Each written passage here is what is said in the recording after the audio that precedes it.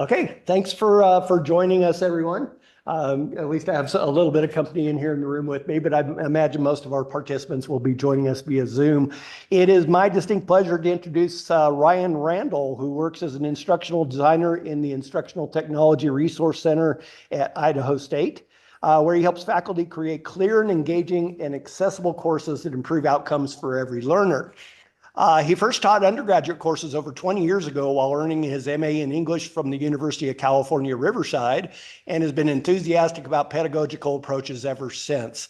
After getting an MA in visual culture from the University of Rochester, he taught as an adjunct in community colleges, four-year colleges, and universities. He then earned an MLIS from Indiana University and moved to Idaho, where he worked as the instruction librarian at the College of Western Idaho and began contributing to Idaho's culture of open educational resources. He's currently preparing for his qualifying exams. Good luck with that, Ryan. As a student in ISU's PhD program in English and the teaching of English, for which he plans to incorporate elements of open pedagogy into the teaching portions of his dissertation. So thank you, Ryan, and I will turn the floor over to you. Great.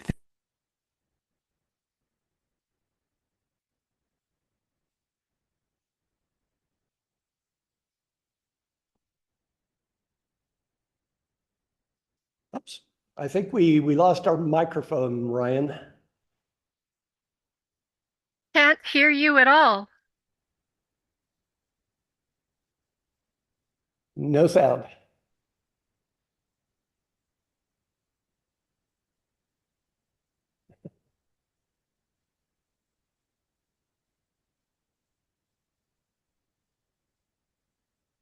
Can't hear you again. I'm strange. Would not be Monday without a technical glitch. Can you hear me at this point? Now I can hear you. Still not. Yes. So strange. This is the weirdest thing. So this is the first time I'm trying to use Menti, and hopefully it's not the glitch that's making this happen.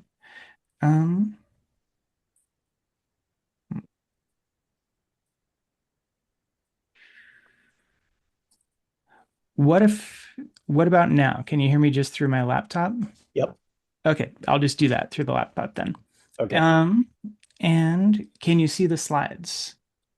Not right now. Not right now. Okay, so I'm afraid that might be the trouble, but we'll find out. So everybody, please cross your fingers and clap for Tinkerbell or whatever Hey, else. we're good to go. Okay, We can hear excellent. you and see the slides. Great, Thanks. great. Okay, well, thank you all for that. And my apologies for trying out some new technology without having had a chance to test it myself first.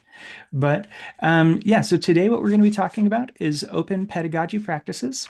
And these slides themselves are Creative Commons BY-NC, and we can talk a little bit more about that later.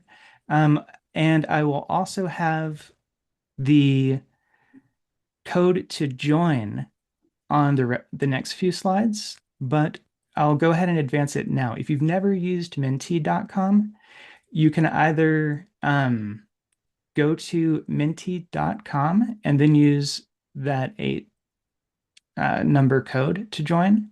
If you want to take part in the sort of interactive aspects of this, you're equally free to sort of just think along without actually participating in the technology if you'd prefer. So, okay. So, my first question, as everyone's sort of still figuring this out, is just to help me gauge who all is here and what you already know. Let me know how familiar you are with open pedagogy. Here we've got a scale of GIFs of how familiar you might be. Oh, wow. 8 people already. That's great.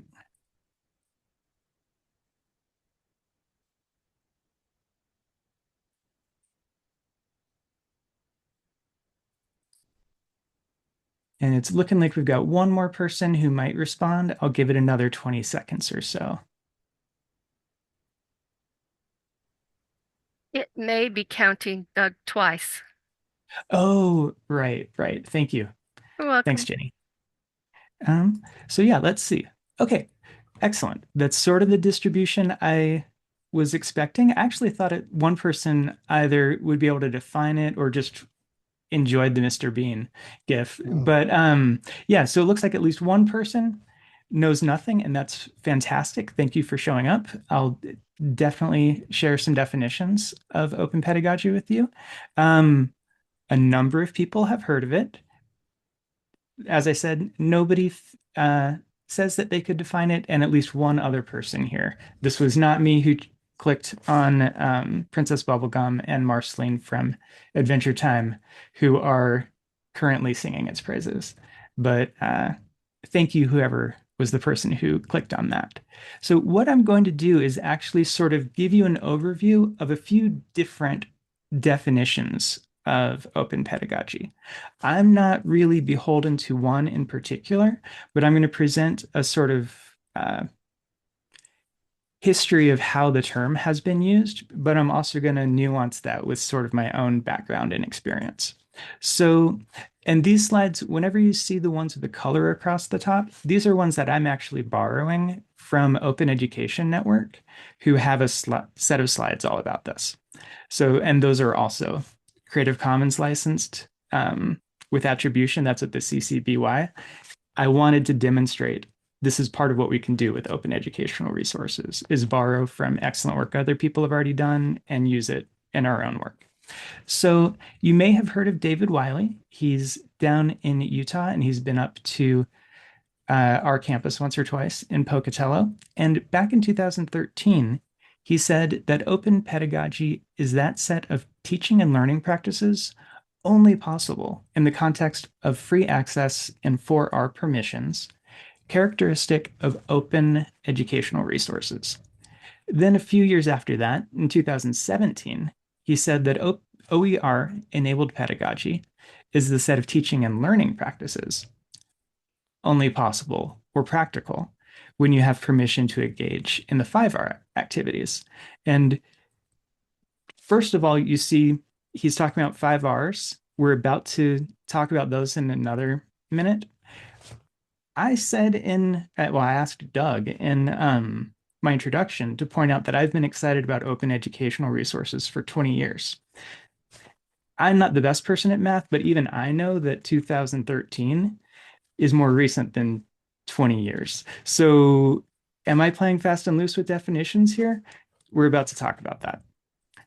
So his way of discussing this when he talks about the 5R activities, these are the ones he means. So it's retain, revise, remix, reuse, redistribute. Those are very commonly accepted as some of the main permissions that we extend to each other, and that we appreciate from other people in open educational circles. So those are the 5Rs he's talking about. This is sort of a complicated slide. What you're seeing across the top, those are different Creative Commons licenses, and that's the customary way that people talk about the freedoms that they're extending, the licenses that they add to their work, so other people know, okay, this is exactly what I'm allowed to do with it. I can keep a copy of it for free. That's what CC retain that's what retain means. And CC BY, Creative Commons attribution, that means if I'm going to use it again, I have to just sort of say, as this very slide shows, this is from David Wiley. This is the title of the thing, if you wanted to go look at it in his context. And this is the license that he's given to all of us. So it's Creative Commons attribution. I'm not going to go through this whole table. That's not why you're here today. I'll be glad to talk about this with you some other time. But this is sort of the gist of when he talks about 5R activities, this is what he means. My context started a bit before that. These are my parents. This is my dad. This is my mom. My dad, his brother, Marvin, my uncle, went deaf in the 50s from rubella. And so my dad, being a good younger brother, very quickly started thinking, I want to learn ASL. My dad's whole career ended up being deaf education. And one of the really pivotal things that they talk about in deaf education is a student's right to their own language. So they talk about, okay, my Uncle Marvin, he learned at first some home sign, some sort of just made up signs that made sense on a farm in Kansas. So silly things like goose and other things for cows and things that are not proper ASL, but it's just sort of their home way of gesticulating that made sense in context. Then, when Uncle Marvin went through more uh, solidified school at the School for the Deaf in Kansas, that's when he started learning. Back then in the 50s and 60s, there was a big debate over, is the best thing for students to learn ASL, American Sign Language, which people kind of just treated at the time as like slang. That's just sort of what deaf people do, but it's not language, is what a lot of people thought at the time. What they really thought was appropriate was more signing English. So every last little word, um, like prepositions and things you would sign. Or some people even insisted that for job purposes, deaf students should just be lip reading English. So they thought that the entire purpose of deaf education was just to help deaf students understand how to fit into hearing culture and a hearing world that wouldn't make any space for them. And my mom, she's here, don't want to ignore her. She also is a special education teacher her whole life. So she was also doing a lot of work helping students find their way in educational systems. So both of them, far before, we're talking the 1950s, for my dad was talking about making sure that his older brother could navigate how he was going to make a place for himself in the world. And in education specifically, I'm going to lay claim to that being a type of open education because of the next few people we're going to talk about. So another way of thinking about open pedagogy is through folks like Audre Lorde, who has written a lot about feminism and ways of typically excluded people having more presence in educational institutions. Similarly, bell hooks, you may have read Teaching to Transgress. It's definitely a touchstone of a lot of people's pedagogical education. Similarly, Paulo Freire, he's very well known for resisting the idea that education is just sort of concepts that you can bank, and an educator gives it to the students. They sort of hoard it, like think of Scrooge McDuck handing out coins to the students, who then have a few smaller bits of knowledge in their mental purses. What he really wants people to understand is that education changes people, and people go on to change the world. That's one of Paulo Freire's one of the things he insists on. Other things a little bit closer to when I was starting to teach at UC Riverside, my first sort of, here's what you need to learn to teach the students here at this institution. When I was learning to teach in first year writing course, we talked a lot about Gloria Anzaldúa, and she talks a lot about border pedagogies. She's from Texas and did a lot with students who spoke both Spanish and English, and a sort of border mixture of both of those languages. And so she talks very similarly to the way my dad and my Uncle Marvin talked about deaf people's right to their own language. She talks very much about bilingual students' right to their own language. Mike Rose, you might have heard of. He was at UC Los Angeles, and he did a lot with adult learners. So people that now, well, back then in the 1980s and 90s, when he was writing about them, people would talk about them as adult learners or non-traditional learners. But 1980, 1990, that's a while ago. We might now think of that as maybe the new traditional learners. Like, those are the parents of the students we have now. Then you may also have heard of Henry Giroux. There's another guy you almost certainly have heard of, if you're thinking about pedagogy. John Dewey, I'm sort of saying here's a lineage of people stretching much further. John Dewey back into the late 1800s, I believe, around 1890s, one of his main books, talking about sort of how to teach individual learners to become people who had possession of themselves in a democracy. And once you start thinking of education in that way, you can go back all the way easily to Athens and thinking of that kind of rhetoric and learning as a way of being a free person in democracy is very much what any of us who've taken philosophy, any of us who've heard about Socrates and Plato would say that that's one of the main points of what their idea of education was. So I agree very much with Professor Wiley's idea of the rights and permissions that we have. I also think it's worthwhile to think of open in sort of this tradition or sets of traditions as well. So now to a little bit more that we can read instead of sort of me extrapolating from these photos. Another definition, this comes from Robin DeRosa and Rajiv Jangjiani.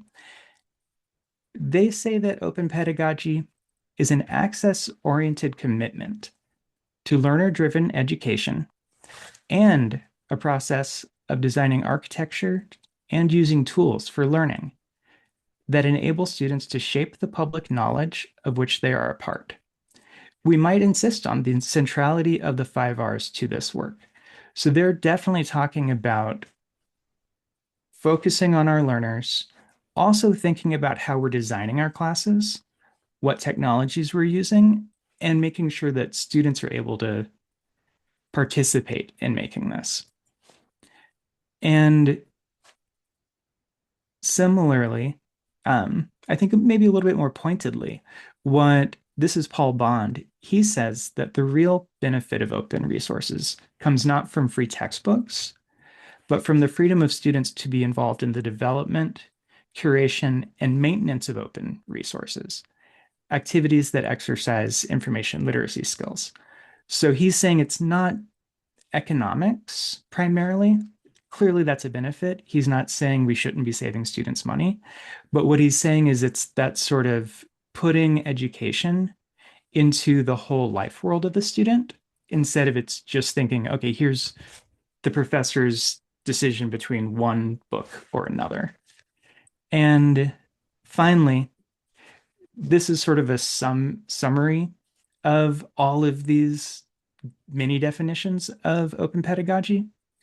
What these folks say in a 2022 article is that open pedagogy is a set of teaching practices built on the foundation of the open education community's shared values, including but not limited to student agency, sharing, diversity and inclusion, peer learning, renewable assignments, co-creation/collaboration, and active/experiential learning. And I promise you, I will not begin to define all of these different terms as well. I assume you're familiar, at least in passing, with most of those. But what I wanted to let you see is that open pedagogy is not necessarily just one single thing, but it's a multiplicity of related things. And to really help reinforce that, the actual words here are not important. I just wanted to suggest what we might think of these different things as are the scale here is from 0 to 5. And if it's further out, that means that there's more of it. This is actually from the Swedish Kennel Club. It's a radar chart. It's an openly licensed one that I could find to share. It's from Wikimedia. And so basically, the blue is the theoretical characteristics of a certain breed, but then the red is what this one individual dog is exhibiting. So like, here's what all, I don't know, my neighbors have a standard poodle. All standard poodles have this one particular set of expected tendencies, but their particular one might have a slightly different set. That's what this graph is trying to suggest. And what I would like us to extend is to think about in our courses, there's all those different potential possibilities of what open pedagogy might involve, but the ways that we actually choose to enact them with our students might be slightly different. But I think this sort of constellation of possibilities at this point might be a more useful way to think about open pedagogy than just it is this one thing or it's not. So I just said a whole lot at you in about 10 minutes, trying to give you a definition. So now I'd like to know from you what resonates with you so far about open pedagogy. If you're going to start thinking of a radar chart like that, what might be one or two words that you would put on those outlying points?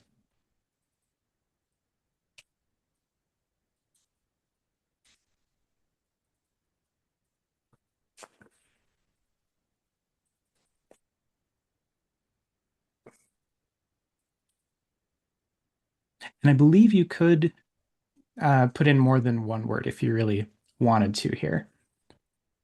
But yeah, these are some great first ideas. Accessibility, collaborative, reactive, usability. This is a word cloud, so I think somebody else agreed with accessibility and made it larger. Social justice, that's definitely one that these tools can help us enact. Internal motivation, equity, those are also great. Deep learning.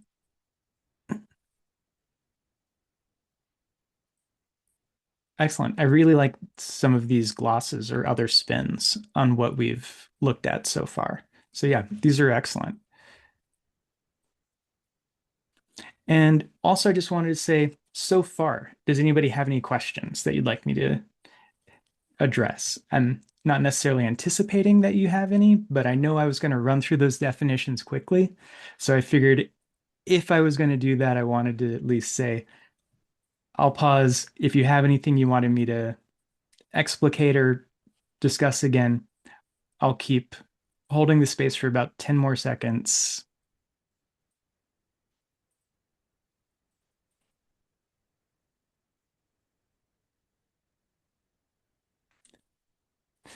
We'll have more space later on if you do end up having questions. So um, I wanted to go ahead and also share some examples of open pedagogy right here at ISU.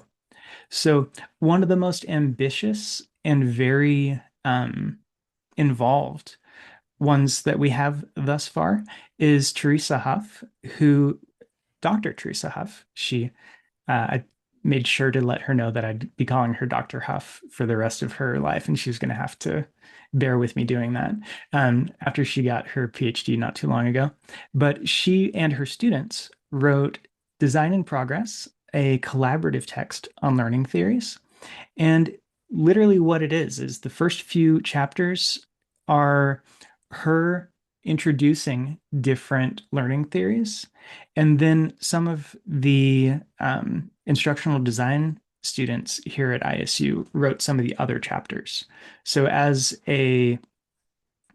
part of the graduate course and the assignments that they had, they were writing some of the chapters in this book that's now publicly available for other people to use. So that's definitely one of the most ambitious types. They also have H5P activities that are sort of check your knowledge interactive things. It's a great project.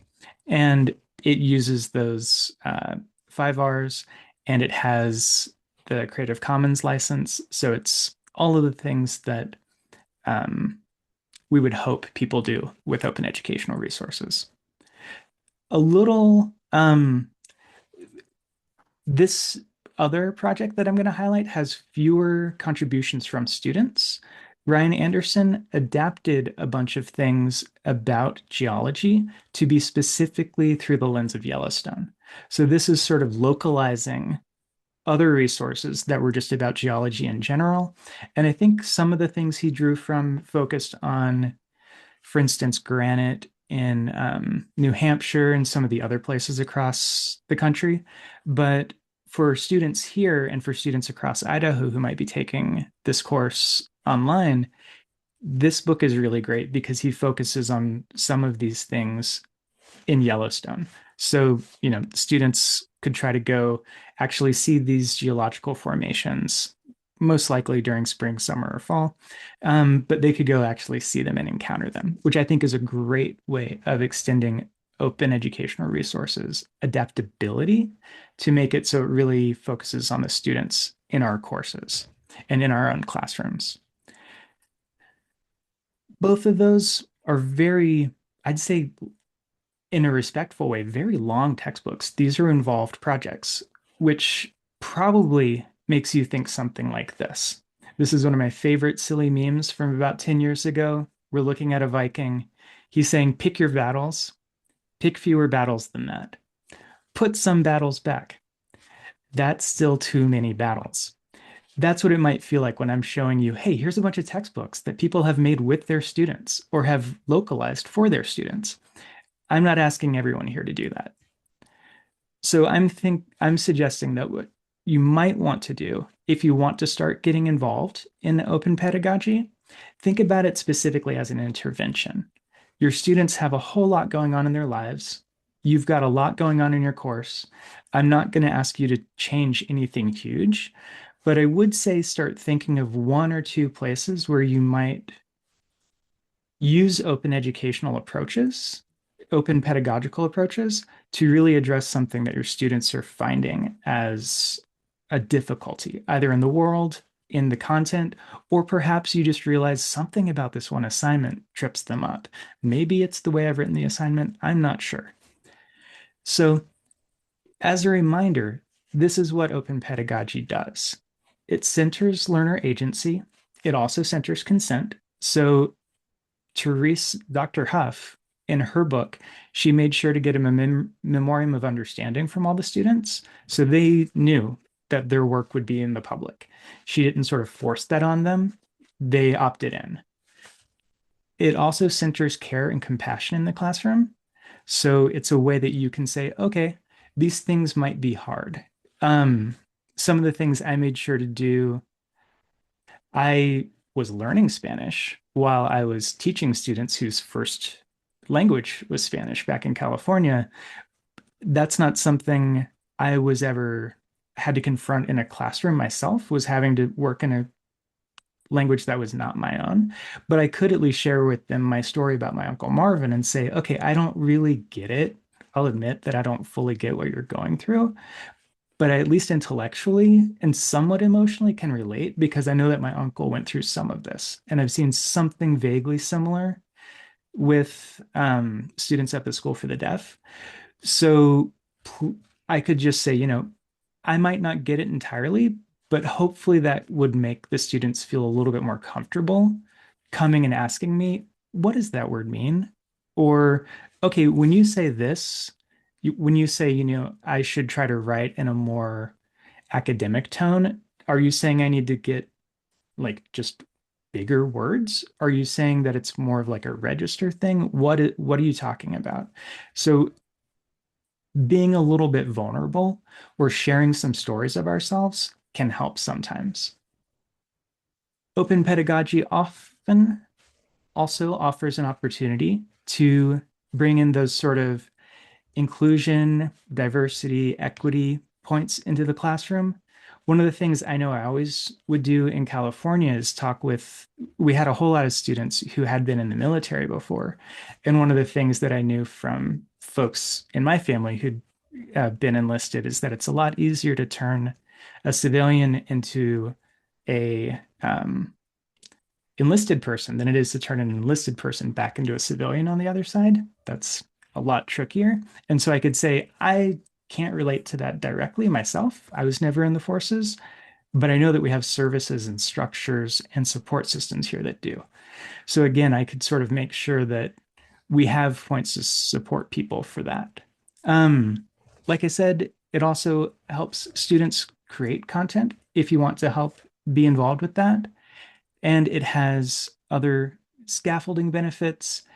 And one of my favorites is that it focuses on renewable assignments instead of traditional ones. So this is something that I've done in courses and I've helped professors do, where instead of it being an assignment that's sort of the traditional one-time use assignment. The student gets what they get out of it, they hand it in to you, they get feedback, and then at best it goes into a portfolio that they might keep.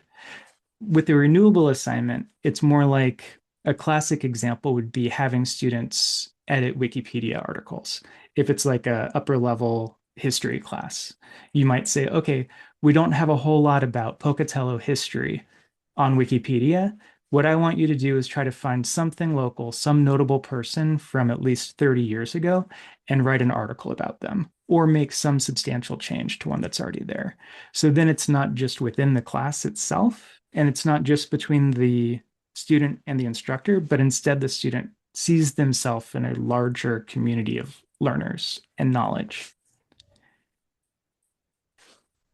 And as that Viking image was supposed to help convey, please start small. You've got a lot of other things going on in your classes, and we've all got a lot of other things going on in the world. So try to think really strategically. Perhaps those renewable assignments would be a good place. Definitely think about intentionally scaffolding assignments and tools. So a thing you might do is have, even if it might not be open with a capital O, where you need to have the students agree that you will use the assignment in the future, you could just have people share their brainstorming or share something something that you would normally give formative feedback on, something that's along the way to a bigger assignment. You can just have students share with each other for feedback. So not necessarily even graded, not necessarily like this is strictly a peer feedback assignment. It could just be smaller where they each get to see what they're all doing. And definitely make sure to transparently communicate about why you're asking the students to work in the open and why you're choosing to have your students do it.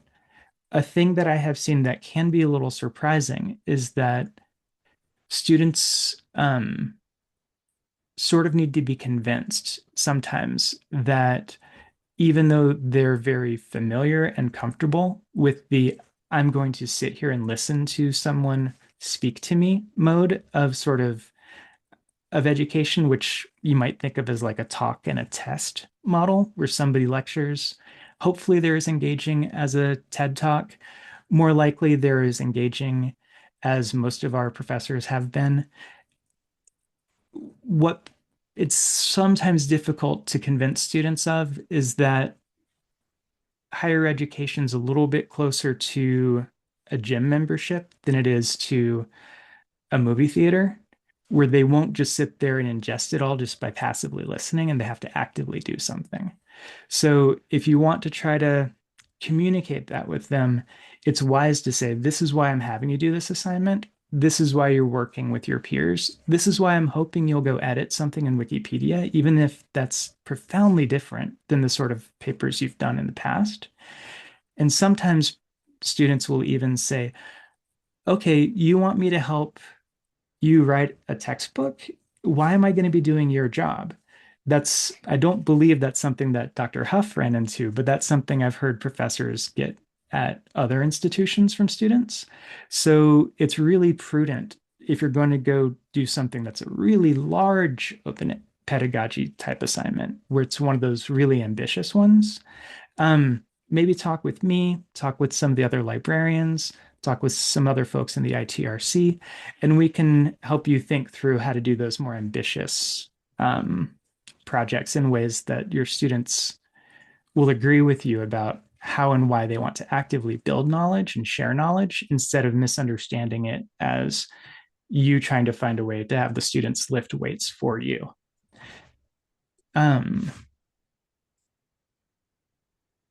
So what I was hoping people might do is think about where in your own classes, or if you're not teaching classes, if you work with folks in the library, or if you're also doing instructional design and you don't have classes of your own, what are some open touch points? What are some ways that you work with students that you might say, okay, here's on whatever scale of ambition I want, from something fully open, like those textbooks I'd shown you, down to having students write letters to future students in the course that say, here's some things to watch out for. Here's some notes about paper number 2. I really recommend that you do X or Y. Or, oh, I actually didn't anticipate this at the beginning of the semester, but I'm actually convinced now that these are some of the ways that this assignment or the things that we'll learn in this course are actually going to be applicable to my future career.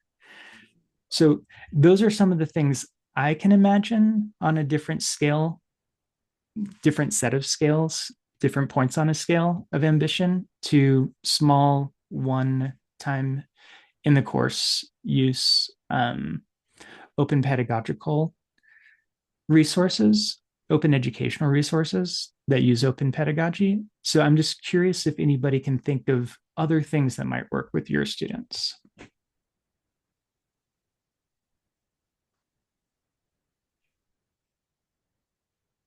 This is the point where I feel like I should leave a longer set of thinking time. And so I appreciate the few people whose thinking faces I can see.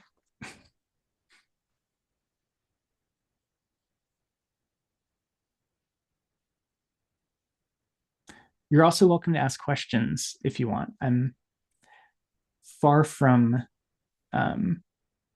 wanting to be the only voice here in the Zoom call today.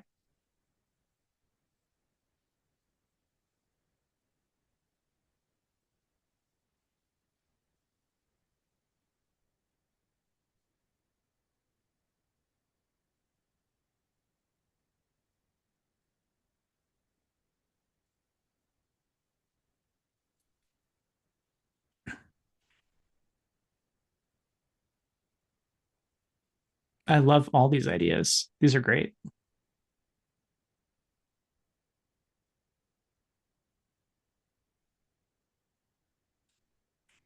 Yeah, so I'll start reading some of these. So the first one says provide new students access to graduate reflections on topics and assignments, which I think is fantastic. Um, so, having students in a course sort of reflect and asking them to sort of gift future students with some of their ideas and some of their what they have learned. That's good both for the students writing them to sort of reflect on what they've learned and maybe help convince themselves that they have gotten something out of your course. If, like me, you mostly teach gen ed courses. So that's a good thing to do. Then they can provide those to students in the future. Another person asks students to write something that new students will read on the first week, what they should be mindful about, what they wish they had done instead of what they actually did. Someone says, and understandably so, that they had trouble linking this to some lower division courses, but the idea of having current students advise future students would work. Having students create potential test questions on the course material for future classes, I think is a great one. I've heard people do that and it works really well. It's also a great way for students to think critically about the material and figure out sort of teaching themselves the material before the test. Somebody has students build a virtual network that expands every time they teach the class, and it's growing to over 50 nodes. I'd love to hear more about that because I'm not sure exactly if this is a network in terms of like human connections or if this is something that's more computer based. I'm intrigued by that. And okay, yeah, somebody just texted in the class that it's in the chat that it's a computer network. So that's really cool that the students help create those sort of resources in a different way. Other people share assignments from previous classes as templates, and obviously making sure to ask the prior students for consent. That's a really, really good standby that people have used for years, and I think is a great one. Just having, asking students, this is really an excellent example of this type of approach to this assignment. Can I use this and show students in the future, this is something that a student here at our institution did that I think is fantastic, or this is solid B work, like whatever scale you might want students to imagine themselves doing, or if you want to help them understand what the difference might be between this is a good C version of this, and this is a really ambitious, outstanding, this is what would make it to the Winter Olympics version of this assignment. And then another person builds case studies or simulations that complement one another to make an ongoing practice throughout the semester. That's great, where students get more context and depth, and they sort of return to the topic throughout the semester. That's one of the things that in project-based learning is really useful. And somebody says they're trying to rethink how to do their discussions or their reading responses. Oh, this is great. For an online asynchronous course, and asks how open pedagogy could apply. So what I'd immediately think would be you can ask students to sort of share their reading responses, or even maybe share annotations. So if part of it is the students not knowing more details about the course and what level it's at, sometimes what people will do is annotate,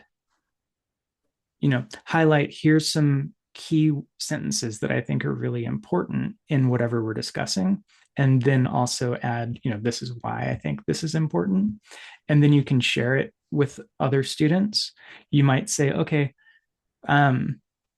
everybody will do this. I'll pick 5 to 10 for us to discuss in class. A very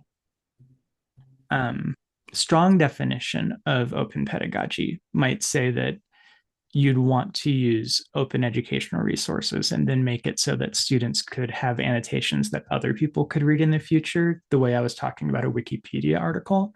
But I don't think that's necessary. I think that just open to the classroom community is more than ambitious enough. So I think having